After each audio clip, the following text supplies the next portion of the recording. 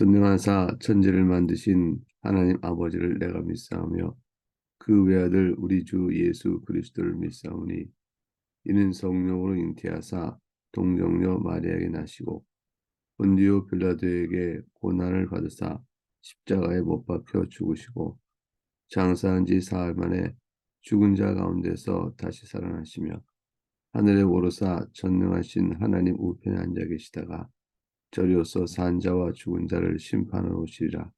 성령을 믿사오며 거룩한 공예와 성도가 서로 교통하는 것과 죄를 사하여 주시는 것과 영원히 사는 것을 믿사옵나이다.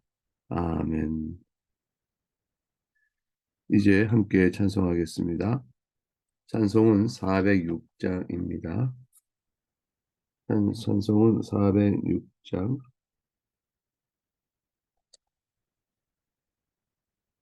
찬송 406장 1절과 2절 찬송하겠습니다. 시작. 고난 내 영혼 편히 쉴 곳과 풍랑 이로도 안전한 포구 복음까지도 다스리시는 주의 영원한 바르지에 주의 영원하신 팔 함께 하사 항상 나를 붙드시니 어느 곳에 가든지 요동하지 않음은 주의 팔을 의지함이라. 세상 친구들 나를 버려도 예수 늘 함께 동행함으로 주의 은혜가 충만하리니 주의 영원한 바르지에 주의 영원하신 팔 함께 하사 항상 나를 붙드시니 어느 곳에 가든지 요동하지 않음은 주의 팔을 의지함이라.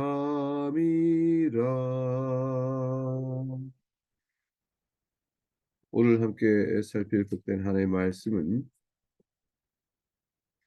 욥기 27장 1절에서 23절까지 말씀입니다. 욥기 27장 1절에서 23절까지 말씀, 본문의 내용을 살피면서 하나님의 말씀을 낭독하겠습니다. 지금까지 욥이 한 주장은 이렇게 요약이 될 것입니다. 하나는 자신은 죄가 없다. 너희가 나를 정죄하나 나는 너희에게 정죄받는 그런 죄를 보아니 없다라는 호소입니다. 두 번째는 좀 적극적으로 더 나가서 도덕적으로 나는 의롭다고 주장한 것이죠. 세 번째는 자신이 받는 고통의 부당성을 토로하는 것입니다. 결국 나는 무죄하며 도덕적으로 의로우니 또한 내가 자신이 받는 고통은 부당하다라는 연결의 고리 속에는 인과응보를 근거로 욥을 정죄했던 친구들에게 인과응보상에 받을 정죄가 없다라는 사실을 호소하고 있는 것입니다. 한편으로는 욥은 인과응보의 원리의 정죄가 마땅치 않다라고 말하면서 인과응보로 섭리하시는 하나님의 섭리적 활동을 부인하는 것 같으나 자신 또한 그것을 근거로 내가 고통이 받는 것이 부당하다고 말하는 그 흐름을 완전히 벗어나지 못하고 있는 것이죠. 그러니까 인과응보적 하나님의 섭리 활동을 욥도 또한 받아들이고 있는 부분이 있습니다. 욥의 고민은 그걸 받아들인다고 했을 때 우리가 그것을 또 그랬을 때 하나님 앞에서 우리가 자신이 그것을 해결되지 않는 부분, 인과응보의 원리에 따라 해결되지 않는 자신의 고통의 문제를 하나님께 묻고 또 답해줄 기다리고 그러나 침묵하시고 그 가운데 자신의 고통은 실로 심해지는 이때쯤에 절규가 일어나고 있는 것이라 볼 수 있습니다. 오늘 본문은 1절에서 풍자에 이르되 이렇게 시작되고 있어요. 보편적인 진리, 교훈을 들어 말하겠다라고 하는 것입니다. 이제 친구를 가르치겠다라고 말하는 것이죠. 욥은 친구들의 주장에 대해 자신의 변명을 넘어서서 이제 욥은 친구들에게 무엇이 옳은지를 알려주겠다고 나서는 태도임을 알 수가 있습니다. 1절부터 6절까지의 말씀, 먼저 2절을 보겠습니다. 나의 정당함을 물리치신 하나님, 나의 영혼을 괴롭게 하신 전능자의 사심을 두고 맹세하노니. 하나님 말씀입니다. 이 말의 뜻은 내가 여지껏 도덕적으로 정당하게 살아왔다. 그래서 나는 의로운 자로 선포받을 만하다. 그런데 하나님께서 나에게 그에 합당한 판결을 내려주지 않으시고 하나님의 의로운 판결을 기대했던 나에게 보상을 주시는커녕 괴로움을 더해 주셨다. 그것이 2절의 내용입니다. 3절을 보니 3절과 4절의 주의 말씀을 보겠습니다. 나의 호흡이 아직 내 속에 완전히 있고 하나님의 숨결이 아직도 내 코에 있느니라. 결코 내 입술이 불의를 말하지 아니하며 내 혀가 거짓을 말하지 아니하리라. 하나님 말씀입니다. 내가 살아있는 한 뜻이 이것이죠. 코에 하나님의 호흡이 하나님께 주시는 호흡이 내게 있는 한 결코 나는 불의를 말하거나 거짓을 말하지 않을 것이다. 여지껏 살아온 자신의 삶이 어땠는가를 이 말을 통해 표현하고 있는 것입니다. 앞으로도 여전히 그럴 것이다 라고 말하고 있는 것이죠. 이것은 그대로 자신을 정죄하고 있었던 친구들, 내가 자신이 당한 고통을 이유로, 고난을 이유로 자신을 정죄한 친구들에 대한 반박입니다. 5절과 6절 말씀은 이러합니다. 같이 읽습니다. 나는 결코 너희를 옳다 하지 아니하겠고 내가 죽기 전에는 나의 온전함을 버리지 아니할 것이라. 내가 내 공의를 굳게 잡고 놓지 아니하리니 내 마음이 나의 생애를 비웃지 아니하리라. 하나님의 말씀입니다. 욥의 뜻은 이것이죠. 그들의 정죄는 결코 옳다함을 인정하지 않을 것이다. 나는 죽기까지 나의 온전함과 순전함을 포기하거나 놓지 않을 것이다. 곧 나의 마음이 나의 생애를 비웃지 아니라. 무슨 뜻일까요? 내 양심이나 내 지성이나 내 도덕성에 어떠한 가책도 없이 나는 사는 동안 살아왔으며 그러한 주장을 하는 나를 나의 양심이 결코 책망하거나 비웃을 일이 없을 것이라고 주장하는 것입니다. 이와 같이 욥은 자신의 결벽을 주장해 왔습니다. 그리고 나서 이제 자신을 정죄하는 친구들을 비방하고 정죄합니다. 비방이라는 말은 적절치 않죠. 정죄가 맞을 것입니다. 즉 7절 말씀을 보겠습니다. 나의 원수는 악인같이 되고 일어나 나를 치는 자는 불의한 자같이 되기를 원하노라. 하나님 말씀입니다. 여기서 나의 원수, 나를 치는 자는 누구를 뜻할까요? 욥을 둘러싼 세 명의 친구들을 뜻하는 것이죠. 친구가 원수가 됐고 친구가 나를 친다라고 말하고 있습니다. 이것은 욥이 친구들 향하여 자신의 고통을 근거로 정죄하고 있는 친구를 향하여 욥이 얼마나 큰 분노를 갖고 있는가를 알 수 있게 되어집니다. 친구들의 정죄가 차례로 돌아와서 한 번 돌고 두 번 돌고 세 번 돌아가는 상황에 욥은 충분하게 자신의 형편을 말했으나 도무지 듣지 아니하고 더욱더 가중된 목소리로 더욱더 강한 목소리로 더욱더 정죄를 해나가는 친구들 향해 욥 또한 반사적으로 분노가 점점 커져갑니다. 욥은 저주를 내렸죠. 친구들이 악인같이 되길 바란다. 불의한 자같이 되길 바란다. 이거는 악인과 불의한 자가 되라라는 것이 아니라 이들의 처지가 그렇게 악인이나 불의한 자가 당하는 처지와 같이 되기를 바란다는 것입니다. 곧 하나님의 심판으로 이들이 멸망받게 되기를 원한다는 뜻이죠. 그들이 인과응보의 원리로 나를 정죄하는데 그들이 나를 정죄한 그 죄로 그 불의로 인하여 그들도 그대로 당하기를 바란다는 뜻입니다. 너희가 나에게 그렇게 말하니 너희가 그 말한 대로 너희가 당하기를 바라노라. 인내의 한계에 이른 것이죠. 욥은 더 이상 견딜 수 없는 한계 내에서 거친 저주를 친구된 논리에 반박하며 펴내고 있는 것입니다. 욥의 상황은 극한에 이르렀습니다.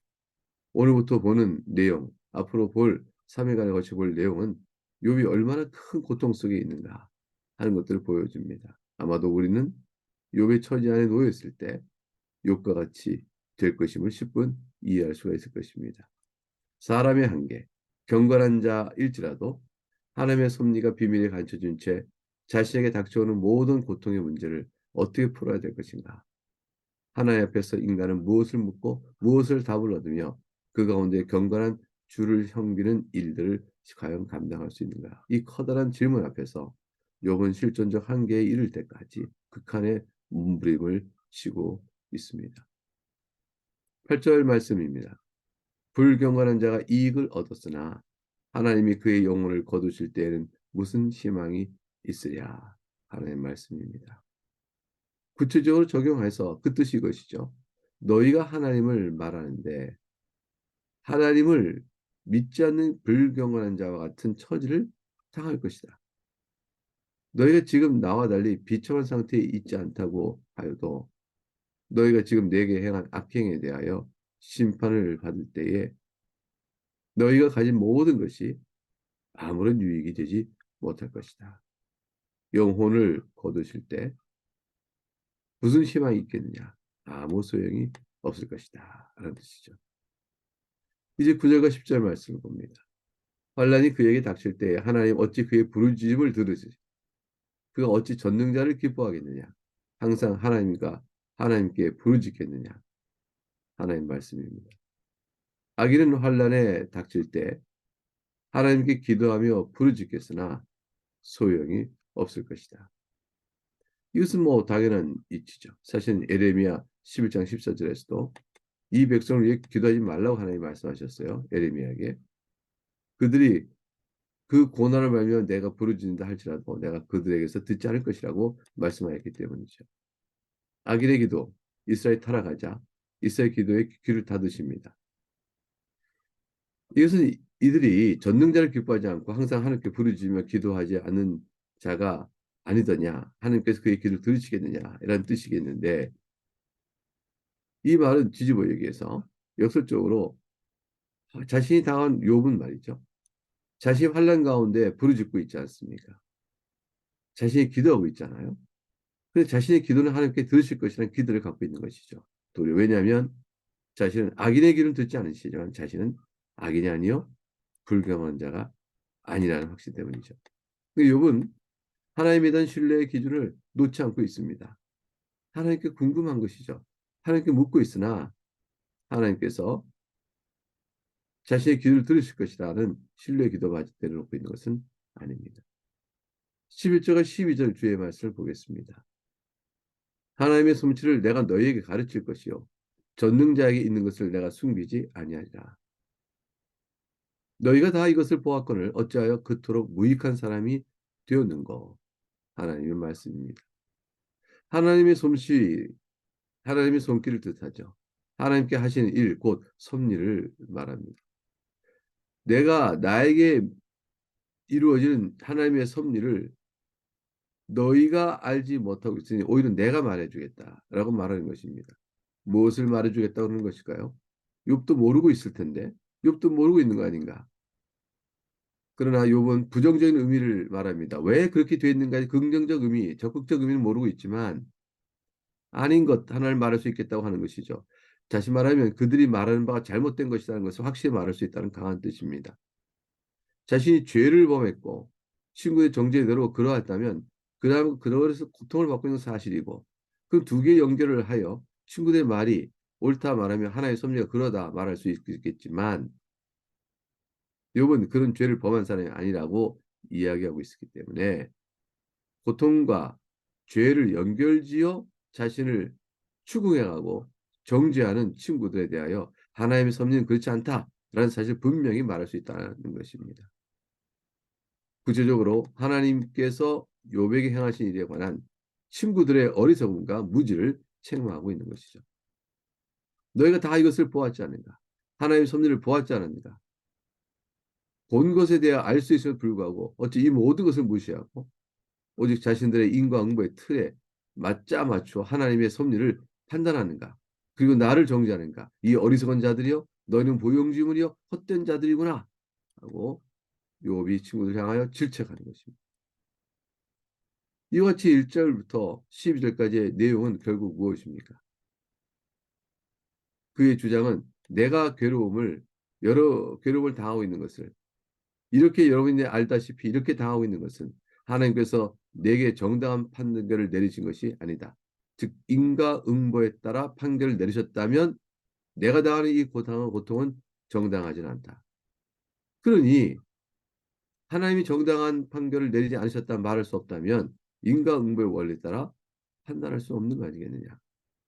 만약 인과응보에 따라 말한다면 나는 도덕적으로 정당하게 살아왔으니 의로운 자로 선포하는 것이 오히려 의로운 판결일 것이다. 나는 결코 내 입술로 내 혀로 불의와 거짓을 말하지 않았고 앞으로도 말하지 않을 것이다. 내가 도덕적으로 정당하게 살아왔다는 말, 이 또한 거짓이 아님을 너희는 기억하라. 친구들에게 말하는 것이죠. 이러함으로 여러분들이 나를 정죄하는 것은 결코 옳지 않다는 것이 나의 강한 주장이며 또한 사실이다. 이런 상황에 불구하고 더욱더 가증한 말로 나를 정죄한 여러분들을 도리어 하나님께서 원수같이 여기고 불의한 자의 처지가 되기를 내가 바라노라. 악인은 자네들이 말한 바대로 하나님의 심판으로 멸망케 되는 법이거늘 그 인과 응보의 심판이 내 몫이 아니라 오히려 자네들의 몫이 되지 않겠는가. 자네들이 지금은 나와 달리 비참한 상태에 있지 않다고 하여도 자네들이 가진 모든 것이 심판날에 아무런 자신들을 여러분에게 도움이 되지 못할 것이다. 나의 기도를 하나님께 듣지 않으실 것이 자네들이 말하지만 환난이 닥칠 때 자네들의 기도를 하나님께 들으실 것 같은가? 그러나 나는 확신하네. 내 기도는 들으실 것일세. 왜냐하면 나는 자네들이 말하는 불경건한 자가 아니고 하나님께 기도를 들으시는 의인이기 때문이다. 이렇게 말하고 있습니다. 자네들이 하나님의 섭리에 대해서 나에게 가르치고자 하는데 오히려 나를 통해서 배울 것이 분명히 있지 않은가. 하나님께서는 인과응보의 원리만으로 다스리는 것이 아니라는 사실 말일세. 만일 그러하다면 내가 당하는 고통을 설명할 길이 없는 것이네. 만일 그러하다면 하나님께서는 어찌 의인을 어찌 고난 가운데 두시는가를 물어야 할 것일세. 사실 이것은 내가 하나님께 물어야 될 질문일세. 그런데 이 질문에 하나님께서 답을 주시지 않는다는 것은 하나님께서의 섭리가 인과응보 그거 하나만으로도 이루어진 것이 아니라는 사실을 우리에게 말해준 것이 아니겠는가. 그럼에도 오직 인과응보의 틀에 따라 판단하여 나를 정죄하니 그들은 어리석은 자요 도리어 헛된 자들이 아닌가. 이것이 욥이 말하고 있는 강렬한 메시지입니다. 이제 13절에서 23절에서 욥은 악인에 대한 철저한 하나의 보응신학, 응보신학, 보응신학을 설파하고 강구합니다. 악인에 대한 하나님 철저히 심판하실 것이다. 이런 분명한 사실을 근거로 강구해 나가는 것이죠. 왜 이러한 하나님께서 악인을 심판하시는 신앙을 설파하고 강구하는 것일까요? 내용을 살펴보면서 그 질문을 찾아보도록 질문의 답을 찾겠습니다. 13절입니다. 악인이 하나님께 얻을 분깃, 포악자가 전능자에게서 받을 산업은 이것이라. 하나님의 말씀입니다. 욥이 개인적 저주를 하고 있는 것이 아니죠. 하나님의 공의로심을 말하고 있는 것입니다. 14절 15절 말씀입니다. 그의 자손은 번성하여도 칼을 위하며 그의 후손은 음식물로 배부르지 못할 것이며 그 남은 자들은 죽음의 벽이 돌 때에 묻히리니 그들의 과부들이 울지 못할 것이며 악인들은 설령 자손이 번성하여도 일시적일 뿐일 것이다. 칼을 위하며 곧 분쟁과 전쟁으로 파멸로 향할 따름이며 저들이 배부르지 못할 것이며 곧 번성하나 비록 악인이 번성하나 결국에 빈곤을 피하지 못해서 굶어 죽게 될 것이며 살아남아도 죽음의 병에 죽게 될 것이니 이 죽음은 실로 애곡할 틈조차 주지 못할 정도로 다가올 것이다. 욥의 말은 조상이 악하니 그 자손들도 악하여 심판을 받을 것이라는 뜻입니다. 조상들의 죄악을 후손들이 연대적으로 책임을 지는 것이 아니에요. 조상들의 악의 영향력으로 후손들도 악을 배워 악을 행할 것이며 결국 악인의 집안은 그 결과 악인의 후손을 낳고 악인으로 결국은 멸망받게 될 거라는 말을 하는 것입니다. 그러므로 악인이 자기 자손의 자손들이 복을 누리며 오래 살길 바라지만 그러한 악인의 뜻은 결코 그들의 바람대로 후손에게 미치지 못할 것임을 말하는 것이죠. 16, 17절입니다. 그가 비록 은을 티끌같이 쌓고 의복을 진흙같이 준비할지라도 그가 준비한 것을 의인이 입을 것이요 그의 은은 죄 없는 자가 차지할 것이며 하나의 말씀입니다. 악인이 재물을 힘으로 삼아 의지하겠죠. 그러나 그것은 아무런 위를 주지 못할 것입니다. 은이 티끌처럼 많고 의복이 진흙처럼 흔하다 할지라도 또는 티끌 같을 뿐인 은을 쌓고 진흙 같은 뿐인 의복을 준비할지라도 말이죠. 그것은 그들에게 티끌이요 진흙 같을 뿐이니 왜냐하면 결국 그들에게 돌아가지 못할 것이기 때문이죠. 근데 악인이 집이 견고할까요? 18절 주의 말씀입니다. 그가 지은 집은 좀의 집 같고 파수꾼의 초막 같을 것이며 악인들의 집은 좀벌레 집과 같은 집이 될 것이고 초막에 불과한 집이 된다. 초라할 뿐만 아니라 동시에 버티지 못한 집이 된다. 따라서 필연적으로 무너지는 집이요. 요즘 말로 말하면 거미집과 같다 할 것입니다. 19절 주의 말씀입니다. 부자로 누우려니와 다시는 그렇지 못할 것이요. 눈을 뜬즉 아무것도 없으리니. 부자로 잠이 든다 쳐보십시다. 비참한 운명의 자리 알거지로 눈을 뜰 것이다. 하루아침에 알거지가 되고 실세. 이것은 간밤에 잠을 자다가 그 다음날 아침에 이와 같이 황폐한 일이 벌어질 것이라는 뜻도 되고요. 궁극적으로는 이 생에서 안전하게 살다가 죽는다 할지라도 죽음에서 눈을 떠보면 아무것도 없는 비참 운명이 그들을 맞이할 것이라는 종말적 상황도 될 것입니다. 악인들은 하나님의 심판으로 완전히 파멸할 것임을 지금 이 보응의 신앙을 욥은 계속 말하고 있습니다. 20절과 22절의 주의 말씀입니다. 두려움이 물같이 그에게 닥칠 것이요 폭풍이 밤에 그를 앗아갈 것이며 동풍이 그를 들어올리리니 그는 사라질 것이며 그의 처소에서 그를 몰아내리라. 하나님은 그를 아끼지 아니하시고 던져버릴 것이니 그의 손에서 도망치려고 힘쓰리라. 두려움이 물같이 여기서 물은 뒤에 나는 폭풍과 더불어 내리치는 급류를 말합니다. 무섭지요. 밤에 내리치는 폭풍이 얼마나 무서울 것일까요? 속수무책으로 당하는 공포를 묘사하는 것입니다. 동풍은 사막에서 부는 바람이니 바짝 마르게 하는 건조한 바람입니다. 뜨거운 바람이죠. 농사를 망치게 하여 생명을 위협합니다. 이 모든 일들이 다 하나님의 능력에서 나타나는 것이다. 하나님의 손에 붙들려서 당하면 그 무서움을 짐작하겠는가. 이렇게 악인이 멸망을 당할 때 사람들이 어떻게 될까요? 23절 하나님의 말씀입니다. 사람들은 그를 바라보며 손뼉치고 그의 처소에서 그를 비웃으리라. 이와 같이 욥이 친구들을 오히려 정죄하고 반박합니다. 악인들이 당할 보응의 신앙을 자세히 말한 것은 하나님께서 과연 악인을 심판할 것이다. 그런데 이 악인의 심판을 이와 같이 하실 것인데 그들이 나에게 악을 행하겠는가? 친구는 더 이상 욥의 이 말에 대해서 반박하지 못하고 있습니다. 욥의 이야기는 앞으로 내일도 계속 이어질 것이고 내일 모레도 계속 이어질 것인데 이어진 맥락 속에서 친구들은 더 이상 욥에게 반박하지 않습니다. 욥이 이처럼 소발이 악인들이 망하게 될 것이라고 소발했던 말과 다를 바 없는 말을 욥 또한 친구들 향하여 하는 까닭이 무엇일까요?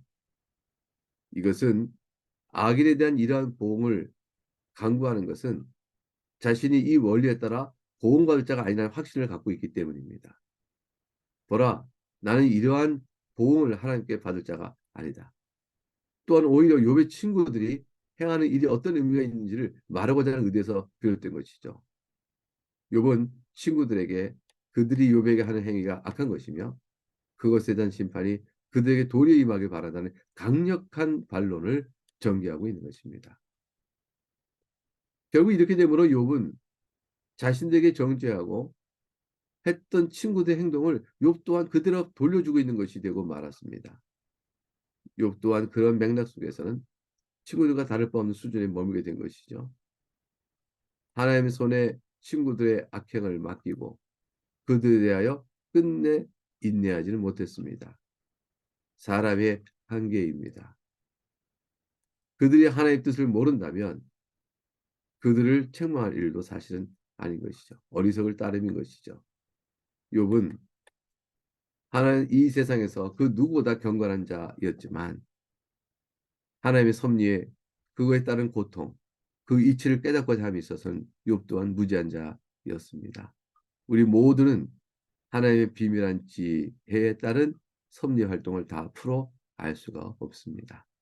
그것을 알고자 하여 자기 인생의 문제를 풀고자 한다면 그것은 결국은 실패로 돌아갈 것입니다. 여러분이 우리가 겪는 삶의 여러 문제들을 하나님의 지혜가 무엇인지를 알고자 하여 그걸 들여다본다면 우리는 본래부터 불가능한 수준을 넘어서는 것이죠. 사람은 창조의 뜻에 따라 살아가는 것이요. 하나님의 섭리 앞에서 이 모든 것 위에 하나님께서 자신을 사랑하시는 그 사랑과 자신을 보고 계시는 하나님의 눈길을 생각하면서 하나님 앞에서 참을 수 있는 인내를, 감사할 수 있는 겸손함을, 또 고통 속에 부르짖는 눈물의 기도를 들으시는 하나님을 의지하면서 그 신뢰를 가지고 하나님 앞에 살아가는 것입니다. 그리고 하나님의 교훈의 뜻을 순종하기를 힘써함으로 하나님을 영원하게 하는 것입니다. 그 가운데 인생은 부르심이 있고 본분입니다. 인생 자체의 본분이죠. 그렇게 살아갈 때에 하나님께서 우리를 다 사랑하시는 하나님께서 하나님은 우리를 사랑하시거든요. 그 모든 우리들을 위로하시고 훗날에 기쁨을 주시고 큰 칭찬을 내려주실 것입니다. 우리가 하나님을 영원하게 함으로 하나님께서 우리를 영원하게 하실 것입니다. 이 믿음으로 오늘 하루의 삶도 감당하는 것이죠. 여름의 삶도 그 믿음 가운데 이루어지를 바라겠습니다. 기도하겠습니다. 하나님 아버지 감사합니다. 욥이 이제 마지막으로 친구들을 향하여 자신을 변명하고 하나님을 향하여 자신을 변론하는 단계에 이르렀습니다. 욥의 모든 이야기를 통해서 우리가 커다란 배움을 얻습니다. 결국 욥도 아직 미치지 못했던 하나님의 사랑에 대한 확신과 고통의 문제 이해 속에서 우리는 예수 그리스도 안에서 우리에게 베푸신 하나님의 선하심이 눈에 분명히 드러났음으로 인하여 우리는 하나님께 물음에 있어서 욥기를 통해서 또한 배우는 바가 있으므로 욥보다 나은 위치에 있음을 고백합니다. 사랑하는 교우들의 영육간의 형편을 주님께서 아시오니 불쌍히 여겨주시고 도와주시고 힘을 내 살아갈 수 있고 연약한 우리들이 주 앞에서 또 애를 쓰며 감사함으로 살아갈 수 있도록 여러 형편을 따라 주님께 도와주시기만을 빌고 원합니다. 하나님 아버지 교회를 아시오니 교회 장로님을 선출하는 일과 또 새로운 사무실에 이전하는 일과 그 모든 관련된 여러 일들 속에서 하나님 함께해 주옵소서. 사랑 교우들 형편을 살피시고 도와주실 바라며 감사하고 예수님 이름으로 기도합나이다. 아멘. 주님 같은 기도를 같이 올리겠습니다. 하늘에 계신 우리 아버지, 이름이 거룩히 여김을 받으시오며 나라가 임하시오며 뜻이 하늘에서 이루어진 것 같이 땅에서도 이루어지이다. 오늘 우리에게 일용할 양식을 주시옵고 우리가 우리에게 죄 지은 자를 사하여 준 것 같이 우리의 죄를 사하여 주시옵고 우리를 시험에 들게 하지 마시옵고 다만 악에서 구하시옵소서. 나라와 권세와 영광이 아버지께 영원히 쌓옵나이다. 아멘.